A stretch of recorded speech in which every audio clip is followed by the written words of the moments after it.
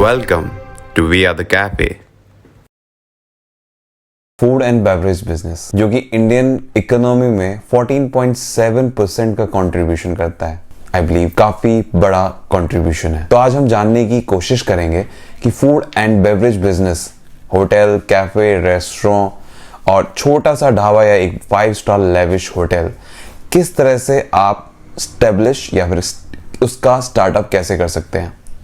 यहीं पे मैं एक चीज़ आपको बताना चाहूँगा कि हमारी इंडियन गवर्नमेंट की तरफ से एक काफ़ी अच्छी स्कीम आई हुई है, जो कि आप देख सकते हैं। 50,000 से 5 लाख तक के लिए लोन के लिए अप्लाई कर सकते हो, जिसमें गवर्नमेंट को आपको पहले 1 साल कोई इंटरेस्ट नहीं देना है। आफ्टर 1 ईयर बहुत नॉमिनल इंटरेस्ट आपको देना है और आई बिलीव 1 साल के अंदर आप अपना बिजनेस उस लेवल तक स्टैब्लिश तो कर ही सकते हैं। हम अपना होटल और रेस्टोरेंट और या फिर कोई कैफे कैसे स्टैब्लिश कर सकते हैं, कौन सी ऐसी चीजें हैं जो आप अपने दिमाग में रख के उस चीज को ओपन कर सकते हैं। बिकॉज एक एग्जांपल के साथ समझाऊं तो एक बर्गर जिसकी कॉस्ट इंक्लूडिंग एवरीथिंग 25 रुपए की होती है, मगर आप किसी ब्रांड के पास जाते हैं तो वो आपको 100 रुपए या समथिंग अराउंड 100 प्लस में भी मिलता है, राइट। और अगर बिल्कुल नॉमिनल कुछ भी लेते हैं तो कुछ नहीं तो 50 रुपए से तो स्टार्ट होता ही है। बर्गर छोटे से आउटलेट पे जाके खाते हैं जो कि आपको सड़क किनारे, वो आपको 15 और 20-25 रुपए में भी दे देता है, राइट। तो उनको मार्जिन है वहां पे और हम वही चीज देखते हैं, यार काफी मार्जिन है, क्यों ना हम खुद का स्टार्ट कर लें। बट थिंग इज कि दूसरे का प्रॉफिट देख के अपना बिजनेस स्टार्ट नहीं किया जा सकता। तो यहां पे समझने वाली बात यह है कि कौन सी ऐसी चीजें हैं जिनको आपको ध्यान में रखना पड़ेगा अपने बिजनेस को स्टार्ट करने के लिए। और फूड एंड बेवरेज बिजनेस जो है दैट इज वेरी डेलिकेटेड, बिकॉज इसमें क्या होता है, हर साल अगर 100 कैफे खुल रहे हैं, 100 होटल या रेस्टोरेंट खुल रहे हैं, उनमें से 80 बंद हो जाते हैं। वो 80 क्यों बंद होते हैं? क्योंकि जो 20 चल रहे हैं वो उन 80 की मार्केट को खा चुके होते हैं। वो उस 80 के बंद होने वाले कैफेज का भी प्रॉफिट उन 20 के पास है, राइट। सो पहले 1 साल आपको ये देखना जरूरी है कि आपको मार्केट में स्टेबल कैसे होना है, किस तरह से रुकना है। अब उसके लिए कुछ चीजें हैं जो आपको अपने दिमाग में रखनी है। ऐसे 8 पॉइंट मैं आपको बता रहा हूं जो अगर आपने अपने दिमाग में रखे, आपका बिजनेस बंद तो नहीं होगा। और मेरे हिसाब से पहले यही इंपॉर्टेंट है कि मार्केट में आपको रुकना कैसे है। अगर आप मार्केट में रुक गए ना तो प्रॉफिट तो निकाल ही लोगे। तो अब स्टार्ट करते हैं, समझने की कोशिश करते हैं वो ऐसे कौन से पॉइंट है जो आपको अपने दिमाग में रखने हैं अपना कोई भी छोटा या बड़ा business food and beverage related. I believe ये हर जगह अप्लाई होता है, बट हम बात कर रहे हैं फूड एंड बेवरेज की। So the first thing is research and development, R&D। The second one is location, third one is set your menu, and the fourth one is creating a detailed business plan, and the fifth is finding a best supplies and commercial equipments. Sixth is design your cafe. Seventh, hiring a right people for your job. Eighth is marketing, that is optional. क्यों option है मैं आपको example के साथ समझाता हूं बाद में। तो इन 8 पॉइंट्सों को अच्छे से समझने की कोशिश करते हैं कि किस तरह से आपको हर पॉइंट को ध्यान में रखना है, हर पॉइंट में ऐसी क्या चीजें हैं जिनको आपको ध्यान रखना है। तो स्टार्ट करते हैं रिसर्च एंड डेवलपमेंट से। यहां पे मैं आपको एक एग्जाम्पल देके बताना चाहूंगा। टेस्ला कंपनी जो कि आज मार्केट में बहुत बड़ी कंपनी हो चुकी, किसी भी बड़े वेल नोन फेस या फिर इंट्रोडक्शन की रिक्वायरमेंट नहीं है, राइट। सो उसने कैसे किया, 2012 में टेस्ला ने अपने आप को रजिस्टर किया था और उस टाइम पे इन्होंने समझने की कोशिश की थी कि हम ऐसा क्या ला सकते हैं जो आने वाले टाइम पे मार्केट में रेवोल्यूशन लेके आए, that is electronic car, right. So उन्होंने क्या किया, उन्होंने उस चीज के ऊपर रिसर्च करी।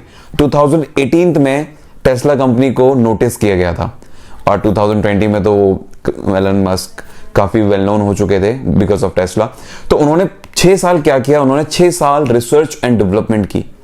उन्होंने समझा कि क्या जो चीज हम लेके आ रहे हैं लोगों को इसकी जरूरत है, क्या वो जो चीज हम लेके आ रहे हैं वो चलेगी, लोग पसंद करेंगे। लोगों ने समझा तो उन्होंने 6 साल रिसर्च करी, समझा कि बिजनेस कैसे किया जाता है या फिर किस इस बिजनेस में आने से पहले किस चीज को देखना पड़ेगा, लोगों को पसंद आएगा भी नहीं आएगा, लोगों को वो चीज यूजेबल लगेगी भी या नहीं। इन द एंड रिजल्ट हमारे सामने है। तो first thing is research and development. अगर आपकी रिसर्च और डेवलपमेंट इतनी स्ट्रांग है तो आई बिलीव आपको मार्केटिंग की जरूरत पड़ेगी नहीं। यही रीजन है एप्पल और टेस्ला मार्केटिंग नहीं करते, वो किसी भी वेल नोन फेस को यूज नहीं करते अपने मार्केटिंग के लिए।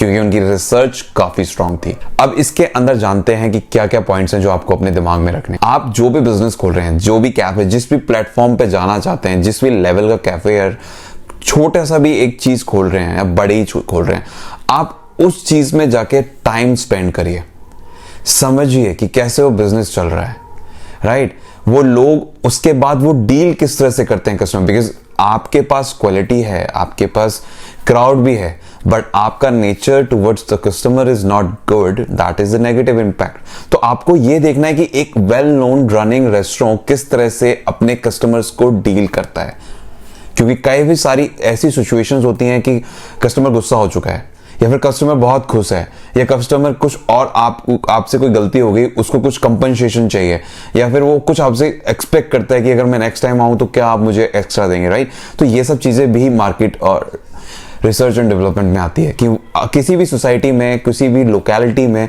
वहां के लोग आपसे क्या एक्सपेक्ट कर रहे हैं। इन्वेस्टमेंट, आपको अपना इन्वेस्टमेंट देखना होगा। ये समझना पड़ेगा कि अगर मैं यहाँ पे 5 लाख रुपए लगा रहा हूँ इस बिजनेस में, या 20 लाख रुपए लगा रहा हूँ, उसके बाद यहाँ पे वो चीज वर्थ करती है नहीं। आप एक गांव में जाके 25 लाख रुपए लगा दो, that is not worth it, right. So हमें क्या देखना है, हमें लोकेलिटी पे देखना है कि वहां पे जहां भी आप जा रहे हो, जो भी आप बिजनेस कर रहे हो, वहां पे जितनी आप इन्वेस्टमेंट कर रहे हो, दैट इज वर्थ इज और नॉट। बिकॉज आप एक बर्गर, अगर आप एक रूरल एरिया में बर्गर को 150 रुपए का बिकोगे तो नहीं बिकेगा, राइट। और वहीं पे वही बर्गर आप एक शहर में, एक अच्छी वेल पॉश इलाके में बेचोगे तो वो शायद बिक भी जाएगा, राइट। तो ये बहुत इंपॉर्टेंट है।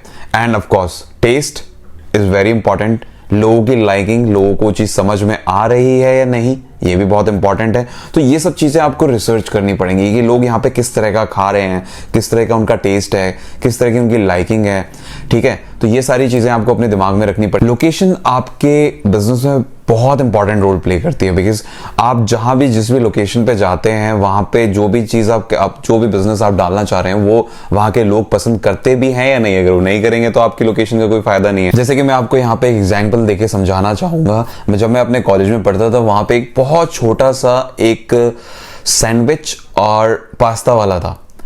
उसका बहुत छोटी सी दुकान थी, बट ऐसी जगह पे लोकेट किया जहां पे लोग डेली यूज की चीजें लेने बहुत आते थे, और बेसिकली यूथ आता था क्योंकि वो कॉलेज के पास में था। तो उसने वहां पे इस मार्केट को, और क्या समझा, यूथ आता है तो ऑफ कोर्स दाल रोटी तो नहीं खाएगा, राइट। सैंडविच, पास्ता जो उस टाइम पे ट्रेंडिंग में था, उसने उसमें इन्वेस्ट किया, उसको समझा, उसने उसमें डाल दिया।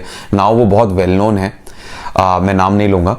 तो उन्होंने काफी अच्छा कर लिया बिकॉज उसने समझा, उसने लोकेशन समझी कि हाँ मैं इस चीज को अच्छा बनाता हूं और ये चीज यूथ को पसंद करती है, और ये चीज यूथ पसंद करती है तो उस लोकेलिटी को देखना पड़ेगा उसे। यूथ विजिटिंग प्लेस होने चाहिए, जैसे कि कॉलेज के पास में, आपके ऑफिस के पास में, इजी टू अप्रोच होना चाहिए।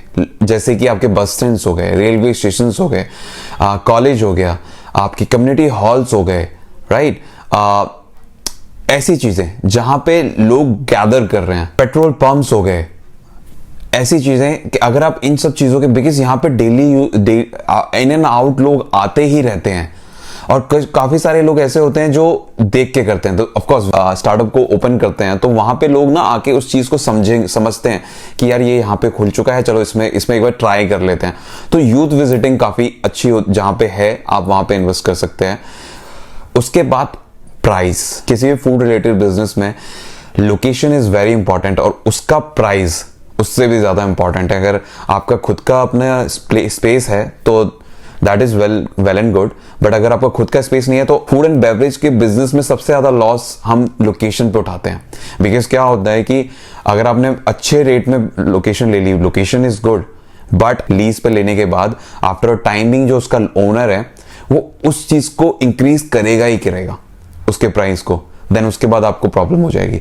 तो आप ऐसी जगह को विजिट करें, ऐसी जगह को लोकेट करें, ऐसी जगह पे जाएं जहां पे आपको बस यूथ तो आ रहा है, बेशक वो सोसाइटी इतनी हाई पॉश या फिर पॉश इलाका या फिर वो ना, बस वहां पे विजिट यूथ का अप्रोच होना चाहिए। अगर आप कैफे में जा रहे हैं, अगर आप रेस्टोरेंट में जा रहे हैं तो बस विजिट, लोगों की विजिटिंग होनी चाहिए, लोग आने जाने चाहिए, तो कैफे तो वैसे, रेस्टोरेंट तो वैसे भी चल जाता है। Now come to the third point, set a menu. आपका मेन्यू इस तरह से सेट होना चाहिए, चाहे आप 4 चीज रखें, आपकी बेस्ट चीजें होनी चाहिए। आपको लगना चाहिए कि यार मेरे से इससे ना मुझसे अच्छा कोई बना नहीं सकता, मैं इसमें बेस्ट हूं। उस चीज को डालो।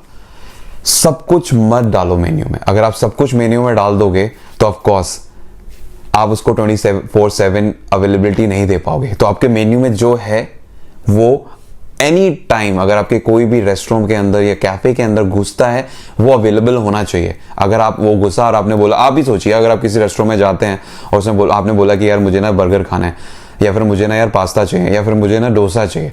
वो बोले सर इस टाइम नहीं मिलेगा, इस टाइम मिलता है। आप कहोगे यार फिर मेन्यू में क्यों लिखा हुआ है। अब वो लोग क्या करते हैं, एक मेन्यू डाल देते, that is negative point, right. आप एक 4 चीजें रखिए, 24/7 अवेलेबिलिटी रखिए और बेस्ट ऑफ योर्स होनी चाहिए, जो आपको पता है कि मैं तो बेस्ट ही बनाता हूं, या फिर आपका कोई वर्कर, आपका स्टाफ बेस्ट बनाता है, तो उस चीज को डालिए मेन्यू में। यहां पे एक समझने वाली बात और है, आपने मेन्यू तो लगा लिया, एक पास्ता है, अब आप पास्ता को पास्ता भी तो लिख सकते हो, बट हम क्या करते हैं उसको थोड़ा इंटरेस्टिंग सा डालते हैं, लाइक इटालियन पास्ता या आपका white sauce creamy pasta, right. वैसे ही जैसे हम डोमिनोज में जाते हैं और हम डोमिनोज में जाके देखते हैं तो उनका सिंपल कोन पिज्जा होता है।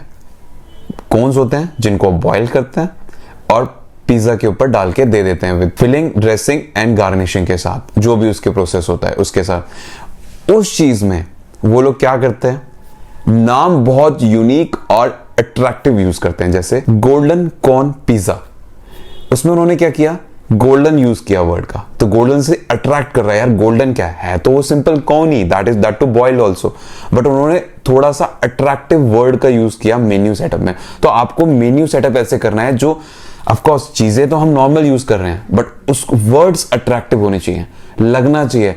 जैसे कि शाही पनीर, राइट। शाही पनीर में ऐसा क्या होता है, कुछ नहीं होता है ना, बस उसको वर्ड दिया हुआ है। Making is slightly different from other paneer, but word क्या दिया हुआ है। आपको वर्ड ऐसे देने हैं कि लोग अट्रैक्ट करें वर्ड से, लोग उसको समझे, अरे यार कुछ नया हो सकता है, कुछ इंटरेस्टिंग हो सकता है, चलो ट्राई करते हैं। तो ये भी काफी इंटरेस्टिंग चीज है जो आपको इस पे काम करना चाहिए मेन्यू सेटअप में। रिसर्च एंड डेवलपमेंट आपकी हो चुकी है, लोकेशन आप फाइनल कर चुके हो।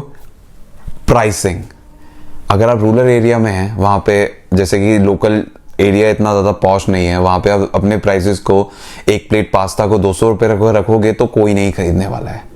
वहीं पे आप 50 या 60 रुपये का रखोगे अपना बेसिक मार्जिन निकाल के, तो शायद लोग ट्राई करने के नाम से जरूर विजिट करेंगे और उनको टेस्ट पसंद आ गया तो रिविजिट भी करेंगे, राइट। तो आपने ये चीज़ भी अपने दिमाग में रखनी है। उसके बाद अगर आप मान लीजिए आप पॉश इलाके में हैं, तो वहाँ पे आप 50 रुपए का पास्ता बेचोगे ना, तो वो लोग सोचेंगे यार पता नहीं क्या बेच रहा होगा, तो वो आपको ऐसे जज कर लेंगे।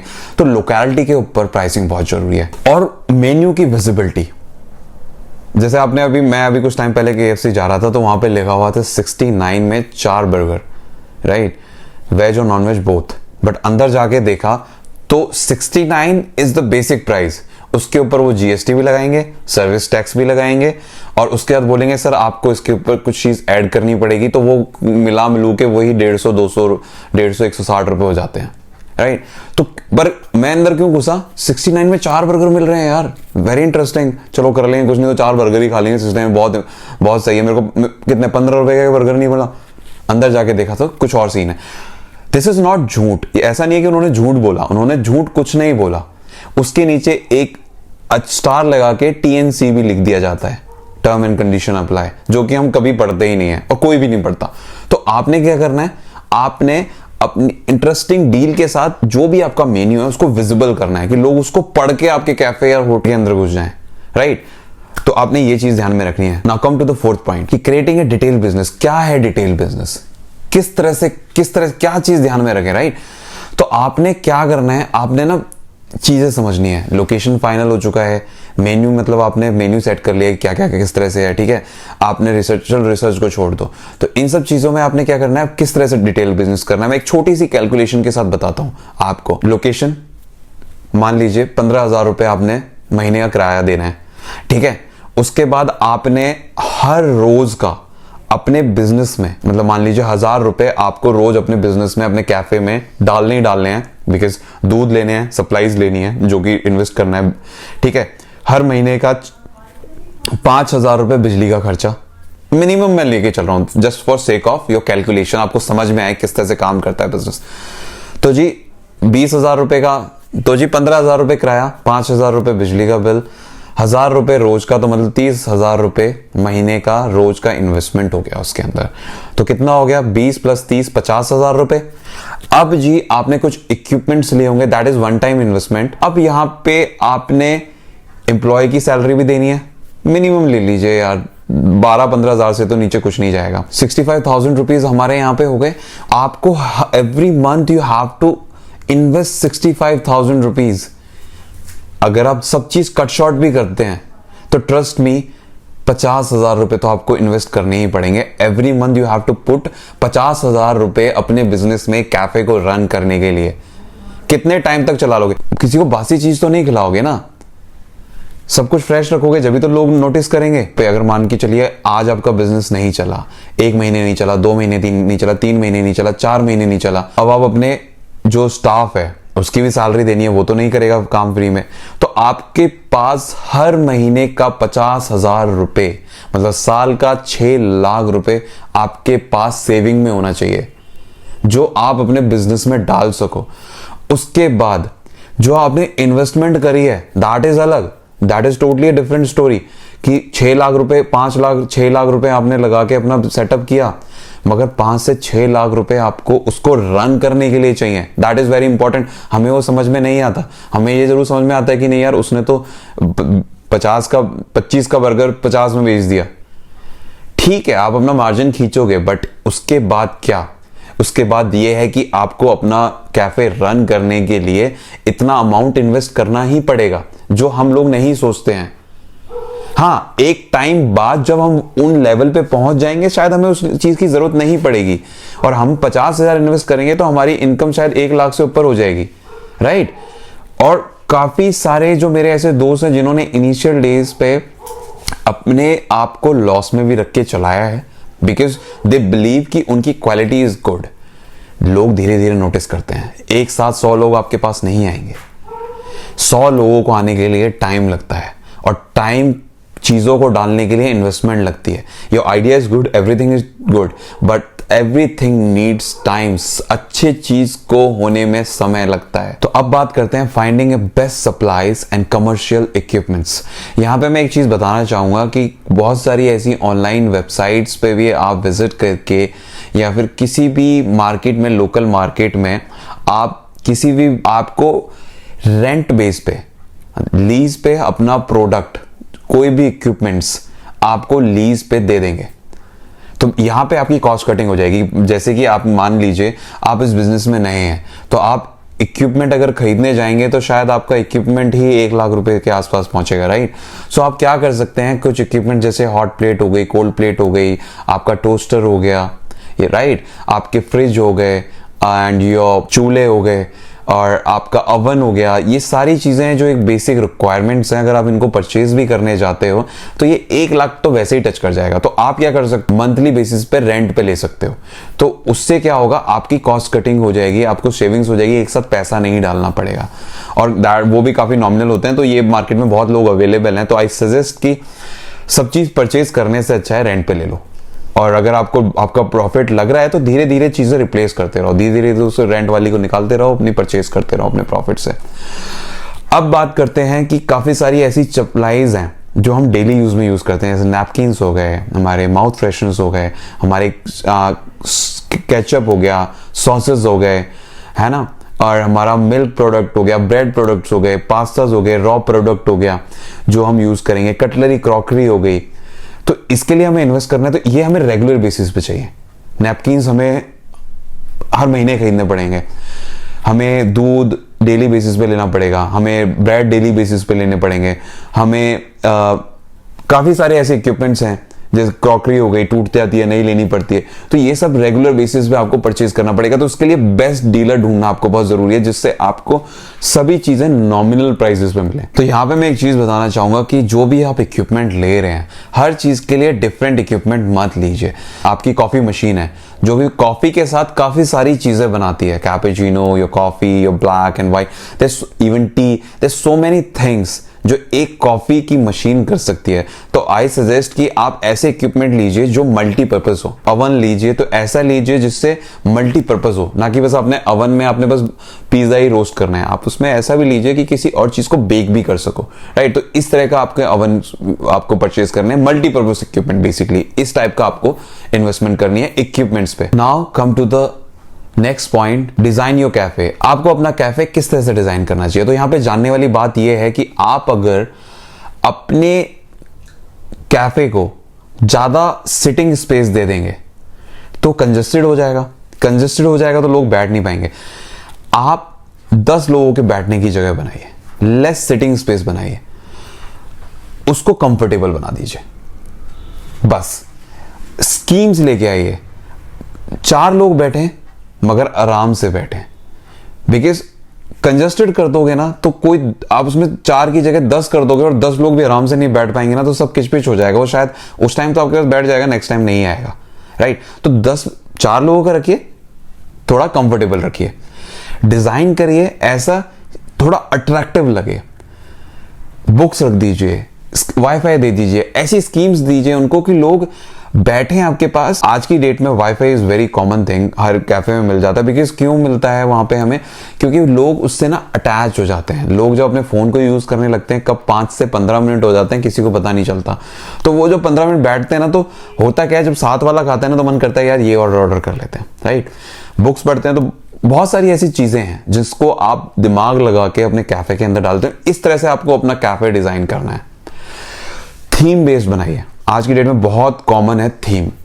कैफे का थीम रखिए, फैमिली, यूथ या फिर फ्रेंड्स या फिर किसी पर्टिकुलर कंट्री का थीम रख दीजिए, या किसी ट्रेन का रख दीजिए, एयरक्राफ्ट का रख दीजिए, या फिर आप कार का रख दीजिए, जेल का रख लीजिए। किसी भी तरह का पर्टिकुलर थीम दीजिए डिफरेंट फ्रॉम अदर, तो वो आपको पॉइंट ऑफ अट्रैक्शन हो जाता है कि हाँ यार वहां पे तो कुछ डिफरेंट है, ऐसा तो हमने देखा ही नहीं। आपका कैफे, जितने भी कैफे आपने विजिट किए हैं, आई बिलीव बहुत किए होंगे और हम लोग इधर उधर विजिट करते हैं, वैसा मत करिए, उससे अलग करिए, उससे बेहतर करिए। हम लोग क्या करते हैं यार, वो कैफे बहुत अच्छा था वैसा ही करेंगे, या वैसे नहीं। वो तो उसका कैफे क्यों चला, क्योंकि उसने कुछ हटके डिजाइन किया, कुछ अलग किया।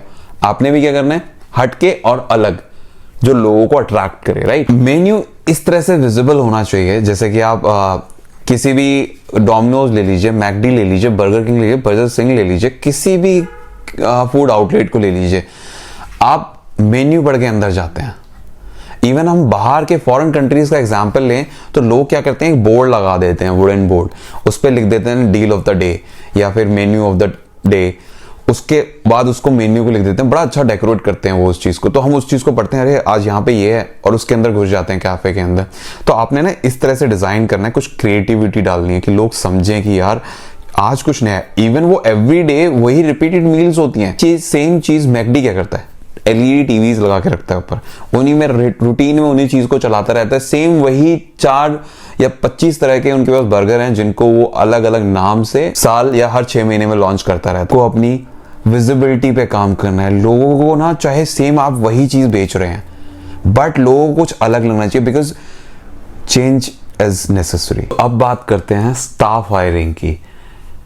स्टाफ हायरिंग में आपको 2 चीज ध्यान में रखनी जरूरी है। First, experienced, and the second is skilled. अगर मुझसे कोई बोलता है कि आप एक्सपीरियंस पर्सन को हायर करोगे या स्किल्ड को, so I would go for skilled, because skilled जिस बंदे की अच्छी है उसको मैं किसी भी शेप में ट्रांसफॉर्म कर सकता हूं। मुझे लगता है कि ये बंदा अच्छा खाना बनाता है, तो और मेरे को ये पता है कि मैं अच्छा सैंडविच बनाता हूं, so if I teach him how to make a sandwich, he will adopt very fast. वो जो मैं जिस तरह का मैं खाना बनवाना चाहता हूं वो उस चीज बहुत जल्दी समझेगा। तो मेरा वहां पे टाइम उसको सिखाने में कम लगेगा। तो आपको एक्सपीरियंस, ऑफ कोर्स एक्सपीरियंस होना चाहिए। ऐसा नहीं है कि कोई बंदा एकदम से निकल कहीं से आया और कहता है कि मैं तो जी खाना बना लूंगा, मेरे को ट्राई करने दो, ऐसे नहीं है। उसके खाने बनाने में आपको समझ में आ रहा हो कि हाँ यार he can cook good, right. ना कि एक ऐसा बंदा जिसको 10, 15, 20 साल हो गए, बिकॉज उसको इतना टाइम हो गया तो वो आपसे सैलरी एक्सपेक्ट ज्यादा करेगा, उसका एक्सपेक्टेशन ज्यादा होंगे आपसे और आपकी उससे, और वो जिस तरह का काम उसने सीखा है वही काम करेगा। स्किल्ड पर्सन को तरफ जाना चाहिए, ऑफ कोर्स एक्सपीरियंस हो, पर इतना भी नहीं कि भाई वो हमें सिखाने लग जाए, ना कि हम उसको सिखाएं। तो गो फॉर स्किल्ड वन, राइट। वहां पे फिर आपको ट्रेनिंग भी करनी है, तो आपका वहां पे भी टाइम बचेगा। एंड आपको अपने एम्प्लॉय को मोटिवेट कैसे करना है, आपने हायरिंग तो कर ली, उसके लिए आपको क्या करना है, आपने उसको प्रमोशन बेस, जैसे कि भाई तू दुनिया में ज्वाइन किया है, आज से अगर तेरी परफॉर्मेंस अच्छी होती है तो हम तेरी सैलरी को इंक्रीज करेंगे, टाइम टू टाइम इंप्रूव करेंगे, पर्क्स अच्छे देंगे, हम तेरे को नई नई चीजें, मतलब नई कुछ ना कुछ उसको just to keep him motivated कि हाँ यार मेरे को तो यहाँ पे कुछ अच्छा मिल रहा है। एंड उसको टारगेट्स दो। तू पिज्जा या पास्ता या फिर कोई भी चीज बनाता है, उसके 10 अप्रिशिएशन आ गए तो मैं तेरे को ये चीज दूंगा, मैं तेरे को ये दूंगा, मैं तेरे को वो करूंगा। तेरे अप्रिशिएशन आनी चाहिए गेस्ट से, तो उससे क्या होगा, वो और अच्छे से काम करेगा, उसकी स्किल्स इंप्रूव तो होंगी ही होंगी, वो अपनी स्किल्स को इंप्रूव करेगा और हमारे बिजनेस में इनपुट करेगा उस चीज को। ये बहुत इंपॉर्टेंट है, इसलिए आजकल हर कंपनी अपने एम्प्लॉयज को टारगेट बेस पे हायर करती है। Now come to the last point, that is marketing. As I said, it's a optional thing. अगर आपकी research and development R&D is good, you don't need to do your marketing, but still point is there. हमने डाला है तो मैं आपको समझाता हूं, बिकॉज ये भी बहुत इंपॉर्टेंट है। आपकी रिसर्च एंड डेवलपमेंट बहुत अच्छी है, फिर भी आप फिर भी सोचोगे ना मार्केटिंग कहां करें।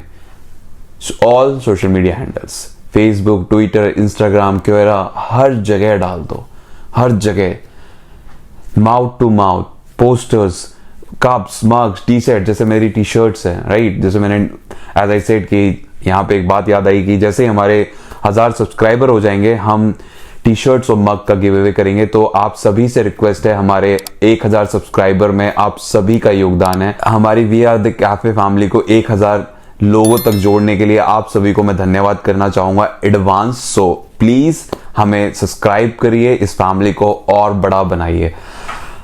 इसी तरह से आपको अपने बिजनेस में ऐसी चीजें डालनी है जिससे गेस्ट आपके पास रेगुलर बेसिस पे आता रहे। कोई कस्टमर आपके पास आया, उसको चीज अच्छी लगी, अब वो माउथ टू माउथ कैसे करेगा मैं बताऊं। आपने उसका फीडबैक लेना है हर जगह, हर चीज के। आफ्टर एवरी मील आप एक वेबसाइट डेवलप करवाइए, एक्सपेंसिव है, एक पेपर ले लीजिए, एक पेपर में फॉर्मेट, प्रिंटिंग प्रेस पे जाइए, एक फॉर्मेट क्रिएट करिए कि आपको हमारी सर्विसेज कैसी लगी। जब आप उससे सर्विसेज लोगे ना, तो आप उन सभी चीजों को अपने पास डिस्प्ले में रख सकते हो कि हमारे यहाँ पे लोग हमें इतना अप्रिशिएट कर रहे हैं। और जिस बंदे को आप उसका अप्रिशिएशन आप डिस्प्ले पे लगाओगे, वो खुश होगा, यार देखो मैंने इसको अप्रिशिएट किया था। वो फोटो भी लेगा, आपको पोस्ट भी करेगा। चेक इन कराइए, गेस्ट कस्टमर से बोलिए कि सर अपने फेसबुक पे चेक इन करिए। उससे आपका विजिबिलिटी बहुत ज्यादा इंप्रूव करेगी, लोगों को दिखेगा कि something is there. Google map पे डलवाइए, राइट। सो इस तरह से आप मार्केटिंग कर सकते हैं। We have to reach to the next level, right. So उसके लिए मार्केटिंग इज इंपॉर्टेंट। तो आपको मार्केटिंग करने के लिए there so many ways, paid हैं, अनपेड हैं। आप लॉजिकल लगाइए, कूपन्स डिस्ट्रीब्यूट कीजिए। और लोग जो आपको जानते हैं, लोग जब ही जानते हैं जब आप ऑफ टू द मार्केट करते हो। ऐसी चीज जो मार्केट में हुई ही नहीं है, दैट इज मार्केटिंग। लोगों को कुछ नया लगे। All about doing something different. कोई भी बिजनेस बड़े आइडिया से बड़ा होता है।